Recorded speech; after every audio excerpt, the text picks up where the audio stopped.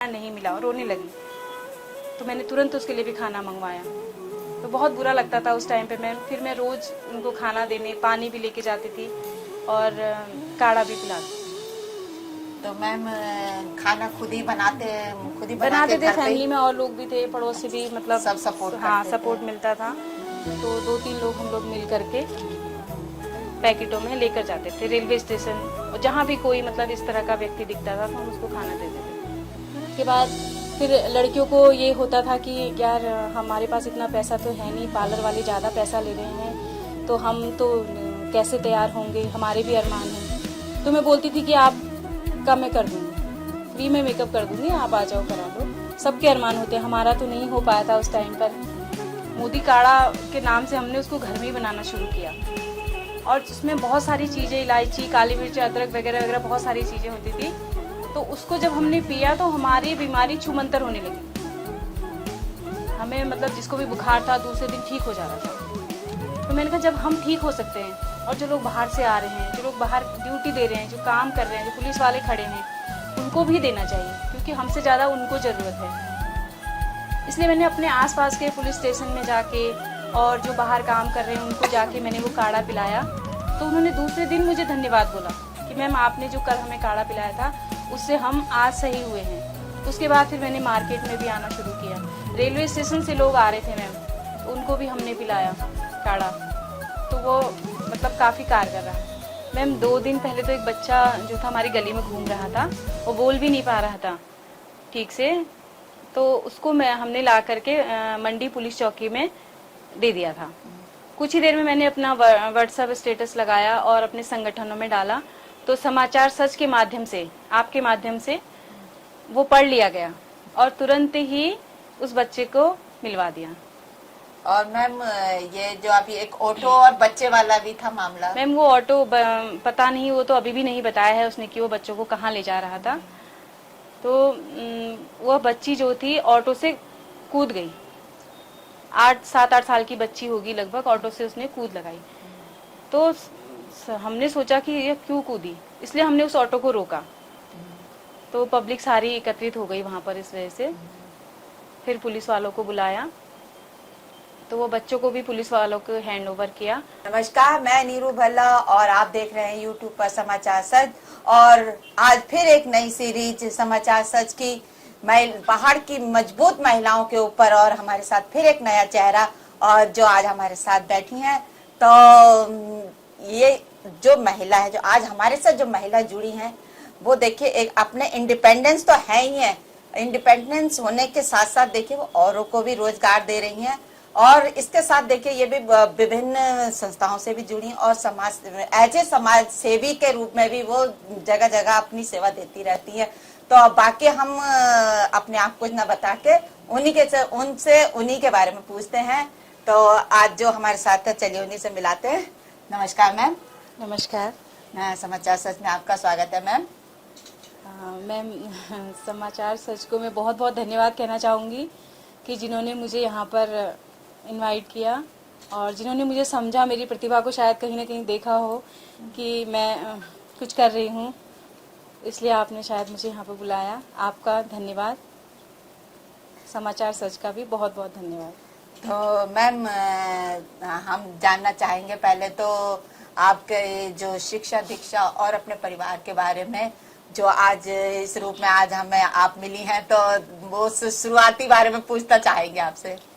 Ma'am मैं नैनीताल से पली बड़ी हूँ और मेरे पापा आर्मी में भी रह चुके हैं। फिर वह आर्मी को आधे से ही छोड़ के आ गए थे, ज़्यादा नहीं कर पाए और बहुत मतलब तंगहाली में भी समय काटना पड़ा। फिर भी हमने वहाँ से पढ़ाई करी, GGIC से पढ़ाई करी, 12th किया। 12th करते ही मेरी 17 साल 8 महीने में मेरी शादी हो गई थी। जल्दी शादी हो गई थी, आज के हिसाब से तो खैर बहुत जल्दी हुआ। फिर ससुराल में आकर के भी कुछ ज़्यादा आता नहीं था और ग्रेजुएशन भी मैंने शादी के बाद किया। फिर बच्चे हो गए, मैं BTC में भी निकल गई थी मैम। आज मैं टीचर होती उस समय अगर मेरी बेटी ऑपरेशन से हुई थी तो जाने को नहीं मिला। तो इस वजह से हम लोग फिर धीरे धीरे तो मैम ये बीटीसी बड़ी अच्छी बात बताई। देखिए उस समय उसे उसे निकालना ही बड़ा मुश्किल होता था। हाँ, बीटीसी हाँ, का एग्जाम निकालना बड़ा मुश्किल चलिए जो होता है अब अच्छे के लिए ही बोलते हैं कि ऊपर वाला कहता है।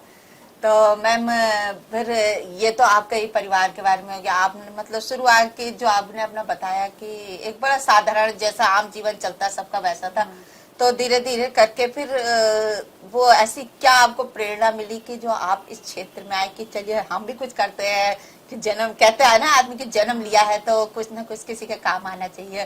तो फिर आपने एक बिजनेस के जब आपने पार्लर चलाते हो आप, तो इसके बारे में सोचा, फिर इसी के साथ साथ आप धीरे धीरे समाज सेवा में भी जुड़े और फिर विभिन्न संस्थाओं से भी जुड़े हुए हैं। मैम बच्चे स्कूल जाने लगे, फिर घर में भी खाली समय होता था तो दिन भर क्या करें, है ना। और फिर मदर इन लॉ भी बहुत अच्छी सपोर्टिव नेचर की रही। उन्होंने बोला कि कुछ कर लो, अब इतनी पढ़ाई थी नहीं कि हम कुछ मतलब ऑफिस वर्क कर सकें, है ना। उन्होंने ही मुझे सुझाव दिया कि तुम पार्लर का सीख लो। फिर मैंने दिल्ली में भी सीखा, कोलकाता में भी सीखा, और जब सबको पसंद आने लगा काम तो फिर मैंने यहाँ हल्द्वानी में भी कुछ साल, 2 साल 3 साल, फिर यहाँ पर मैंने 2000 3000 4000 ऐसे में जॉब भी करी। फिर मैंने अपना ही खोला पार्लर। उसके बाद फिर लड़कियों को ये होता था कि यार हमारे पास इतना पैसा तो है नहीं, पार्लर वाले ज़्यादा पैसा ले रहे हैं तो हम तो कैसे तैयार होंगे, हमारे भी अरमान हैं। तो मैं बोलती थी कि आप का मैं कर दूंगी, फ्री में मेकअप कर दूंगी, आप आ जाओ करा लो। सबके अरमान होते हैं, हमारा तो नहीं हो पाया था उस टाइम पर। तो इस तरह से मैंने कई लड़कियों को फ्री में भी रेडी किया है, और अभी भी कोई कहते हैं कि हमारे पास इतना फंड नहीं, हम नहीं दे सकते, तो मैं उनको कम पैसों में रेडी कर देती हूँ बहुत अच्छे तरीके से। तो मैम जिस समय आपने पार्लर किया होगा तो जैसा आप बता रहे हो दिल्ली में करा, मैंने कोलकाता में किया, तो वहाँ के मतलब जाना कैसे होता था इत्तेफाक जब इतनी दूर जाके आपने कोर्स किया? वहाँ मेरे भैया भी रहते थे, मेरी बुआ रहती थी, 2-4 महीने में जाती रहती थी वहाँ पे कोर्स करने के लिए, और 4 महीने में काफ़ी आ जाता है। फिर ये काम ऐसा है कि प्रैक्टिस पे डिपेंड करता है। तो मैम जो वहाँ पर आपने ये वाला पार्लर का कोर्स किया तो वहाँ कोई एडवांस थी, कोई तकनीक ऐसी? मैम वही गैल्वेनिक वगैरह होते थे, उस समय इतना एडवांस नहीं था। आज के टाइम पर हम इंटरनेट में देख करके, यूट्यूब देख करके सब कुछ कर लेते हैं आराम से। मतलब अब लड़कियों की सीखने वालों की संख्या कम होने लग गई है? सीखने वाले भी हैं, ऐसी बात ही नहीं है। शौक है लोगों का। बहुत लोगों ने सीख करके, कोई लोग कहते थे हम इतना खर्चा नहीं दे सकते सीखने के लिए, बोलती थी मैं सीखो, आप ऐसे ही आ जाओ, सीख लो और अपना खोलो। और पार्लर आज के दिन में बहुत सी महिलाएं ऐसी है जो मुझसे फ्री में सीख करके अपना पार्लर चला रही हैं, अपना रोजगार चला रही हैं और अपने घर गृहस्थी को अच्छे से चला रही हैं। तो बहुत अच्छा जज्बा है मैम का। देखिए ऐसा नहीं है, बहुत तंगहाली से आपने जैसा बताया कि तंगहाली के समय गुजारा है, और लेकिन आदमी जब उसके पास होता है तो वो सोचता नहीं है कि हम भी करें अगर हम किसी के काम आ सके। तो ये बहुत अच्छी बात बताई कि आपने उन लोगों के मतलब जो सजना संवरना भी होता है तो लोग ये ना अपने दिल में अरमान रखे कि मैं सुंदर नहीं लग रही हूँ अपनी शादी वाले दिन।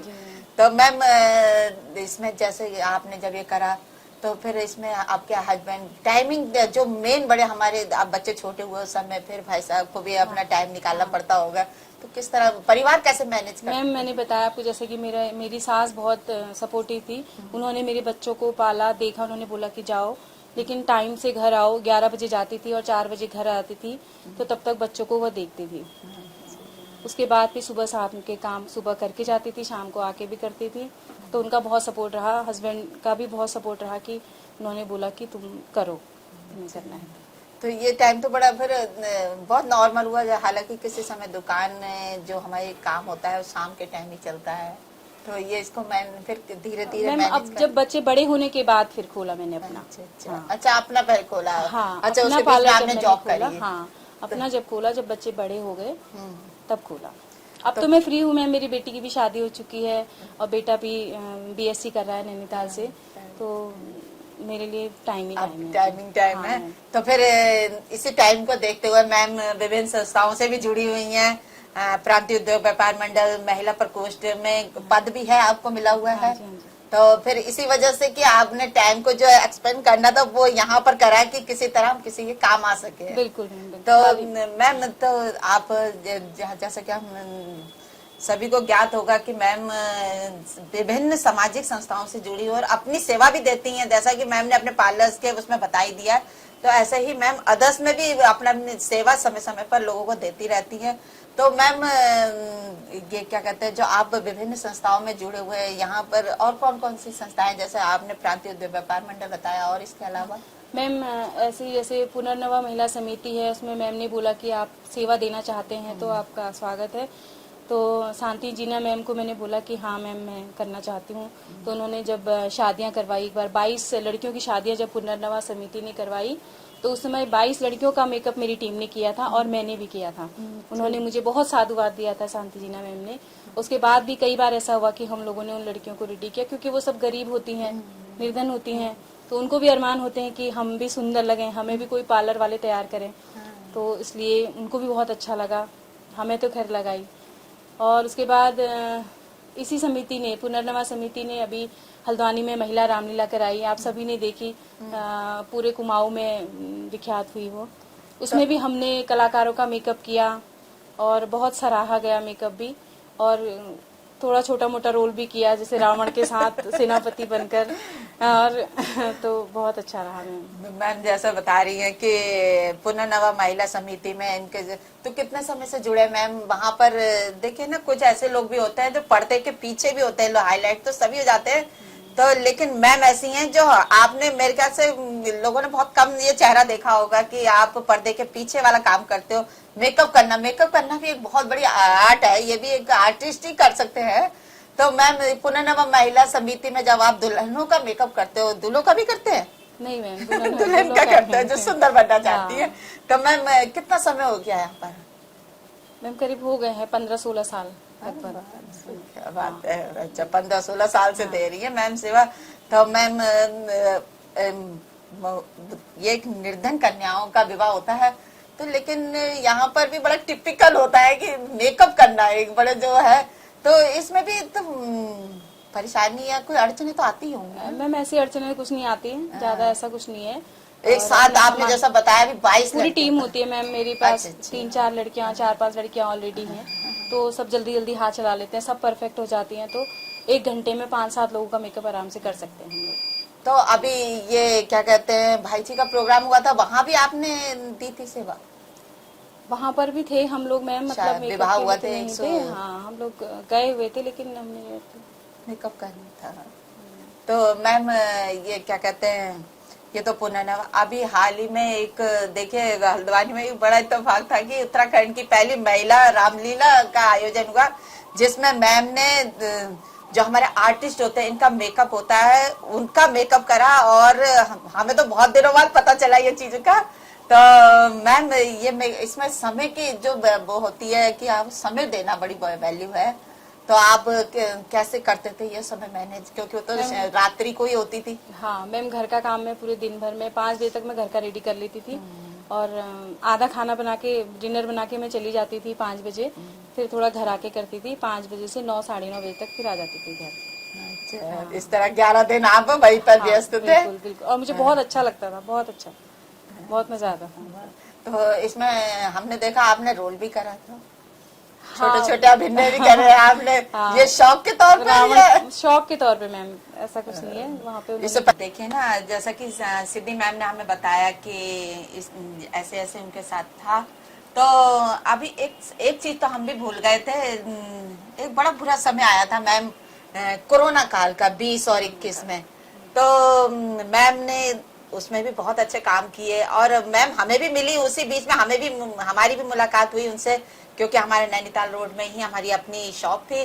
तो मैम एक बड़ा अच्छा काम करती थी, और मैं ज्यादा समय न लेते हुए हम मैम ही से पूछते हैं कि मैम उस समय जो एज ए कोरोना काल की वॉलेंटियर बन के लोगों की सेवा दे रही थी, जबकि ऐसा माहौल था उस समय कि लोग घर से बाहर नहीं निकल रहे थे, अपने लोगों को सेव कर रहे थे, और हालांकि मेरे को लगता था उस समय जान बहुत प्यारी थी सभी को कि घर से बाहर नहीं निकलना है, कोरोना कब लग जाए। तो हम उन्हीं के बारे में उनसे इस बारे में पूछते हैं कि वो जब वो मार्केट में चाय और काढ़ा और खाने का भी की भी व्यवस्था कर रही थी मैम, तो मैम से पूछते हैं कि उनके अंदर ये जज्बा कैसे आया कि वो ये करें। मैम हमने वो टाइम तो सभी के लिए बहुत खराब था, हमने भी झेला उसका दंश कुछ समय तक। उस समय मोदी जी का भाषण भी हमने सुना कि काढ़ा पिए, मोदी काढ़ा के नाम से हमने उसको घर में ही बनाना शुरू किया। और उसमें बहुत सारी चीज़ें, इलायची, काली मिर्च, अदरक वगैरह वगैरह बहुत सारी चीज़ें होती थी। तो उसको जब हमने पिया तो हमारी बीमारी छूमंतर होने लगी। हमें मतलब जिसको भी बुखार था दूसरे दिन ठीक हो जा रहा था वो। तो मैंने कहा जब हम ठीक हो सकते हैं और जो लोग बाहर से आ रहे हैं, जो लोग बाहर ड्यूटी दे रहे हैं, जो काम कर रहे हैं, जो पुलिस वाले खड़े हैं, उनको भी देना चाहिए, क्योंकि हमसे ज़्यादा उनको ज़रूरत है। इसलिए मैंने अपने आसपास के पुलिस स्टेशन में जाके और जो बाहर काम कर रहे हैं उनको जाके मैंने वो काढ़ा पिलाया। तो उन्होंने दूसरे दिन मुझे धन्यवाद बोला कि मैम आपने जो कल हमें काढ़ा पिलाया था उससे हम आज सही हुए हैं। उसके बाद फिर मैंने मार्केट में भी आना शुरू किया। रेलवे स्टेशन से लोग आ रहे थे मैम, तो उनको भी हमने पिलाया काढ़ा। तो वो मतलब काफ़ी कारगर रहा उस समय। आज भी जैसे मैं सोचती हूँ कि बुखार आ रहा है या गले में खराश होती है तो मैं काढ़ा पी लेती हूँ तो बुखार छूमंतर हो जाता है। तो मैम उस समय आप लोगों ने खाना भी बांटा, हाँ। प्लेट्स दी लोगों को जो बाहर के राहगीर आ रहे थे, और हालांकि होटल ये सब रेस्टोरेंट सब बंद ही थे, खाने की कहीं से व्यवस्था नहीं थी। तो कैसे आपके दिमाग में आया कि आप ये खाने का भी प्रबंध करवाए लोगों को? असल में हमारे भाई लोग भी बाहर थे, वो लोग भी एक जगह से दूसरी जगह जा रहे थे तो भूखे थे, प्यासे थे। मैंने कहा उसी तरह से कितनों के भाई लोग होंगे जो इधर भी आ रहे हैं, है ना, वो भी भूखे प्यासे हैं। मैं पहले दिन तो मैं 100 पैकेट बना के ले गई तो तुरंत खत्म हो गए थे। दूसरे दिन फिर लेके गई, एक को नहीं पहुंचा तो वो रोने लगे कि मुझे खाना नहीं मिला, रोने लगी। तो मैंने तुरंत उसके लिए भी खाना मंगवाया। तो बहुत बुरा लगता था उस टाइम पे। फिर मैं रोज उनको खाना देने, पानी भी लेके जाती थी और काढ़ा भी पिलाती थी। तो मैम खाना खुद ही बनाते बनाते थे, घर पे ही? फैमिली में और लोग भी थे, पड़ोस से भी, मतलब सब सपोर्ट हाँ करते सपोर्ट थे। मिलता था। तो 2-3 लोग हम लोग मिल करके पैकेटों में लेकर जाते थे रेलवे स्टेशन, और जहाँ भी कोई मतलब इस तरह का व्यक्ति दिखता था तो हम उसको खाना दे देते थे। तो ये काफी समय तक आपने करा फिर ये काम? मैम जब तक हाँ कोरोना रहा, हाँ, लगभग फिर लगभग कोरोना हाँ, जब तक लॉकडाउन ही रहा, हाँ लॉकडाउन रहा तब तक। जब धीरे धीरे खुलने लगा फिर हाँ, थोड़ा सा हाँ। हल्का हो गया। तो मैम तो फिर इसी बीच में कोई ऐसा कभी आपके साथ हुआ कि कोई यादगार पल हुआ हो कि कोरोना काल का समय सभी के लिए बड़ा मतलब अच्छा बुरा हाँ। दोनों ही था? यादगार पल मैम कोरोना के समय ही एक वही हुआ कि मतलब हम खाना दे रहे थे, खत्म हो गया था खाना, तो उस औरत तक खाना नहीं पहुंचा। बहुत भूखी होगी, उसके साथ बच्चे भी थे, तो वो बहुत रोने लगी कि मुझे भी मिल जाता एक पैकेट खास करके। तुरंत मैंने घर पे फोन किया, मैंने कहा आप खाना लाइए, एक पैकेट और कम हो गया है। तो पड़ोस की महिला जो थी हमारी, उनको मेरे हस्बैंड लेकर के आए खाना लेकर के, तो बहुत खुश हुई, बहुत। हाँ तो मैम ना जैसा कि अब ये जो हमारे गरम मसाले होते हैं ये सब अच्छे खासे एक्सपेंसिव भी होते हैं। तो और खाना जैसा कि आप बता रहे 100 लोगों की प्लेट बनाना, तो इसका जो प्रबंध करना हुआ खर्चा पानी तो होता ही है, पैसा लगता ही है। तो इसके लिए आप अपने तरफ से ही करते थे या लोगों का सपोर्ट भी होता था? थोड़ा बहुत सहयोग भी मिलता था मैम, पड़ोस में भी, अपने फ्रेंड सर्कल में भी सहयोग मिलता था। जो भी कमी पेशी होती थी फिर वो मैं सब अपने आप ही पूरा करती थी उसको। देखिए ना मैम ने, देखिए ना कि परिवार का ही सहयोग सबसे बड़ा सहयोग है, हालांकि हम अकेले कुछ नहीं कर सकते हैं। तो मैम जैसा कि आपने बताया कि पार्लर का आपने शॉप भी खोली हुई है, लोगों को इस कोर्स के बारे में बताते भी हैं, कराते भी हैं। तो मैम जैसे कि हमने सुना है कि लोग पार्लर का कोर्स को ना ज्यादातर लोग इस मारे अवॉइड करते हैं कि अच्छा काम नहीं है। तो इसके बारे में कुछ बताएंगे, जो सीखना चाहते हैं उनके बारे में? नहीं, उनको ये ऐसा थोड़ा बिल्कुल भी नहीं है, लोगों की ये गलत धारणा है।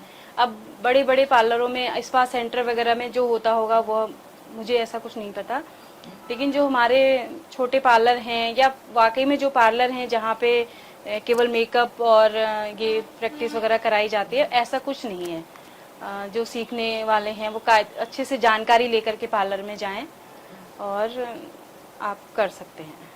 तो मतलब ये सोचें कि ये काम कोई गलत नहीं होता है, इससे सीख के आप मतलब एक परिवार अच्छा चलाया जा सकता है। बिल्कुल बिल्कुल। ये मतलब अगर स्वयं का भी रोजगार किया जाए तो अच्छी खासी अपने परिवार। यह आजकल की बहुत बड़ी मांग है, डिमांड है ये पार्लर का।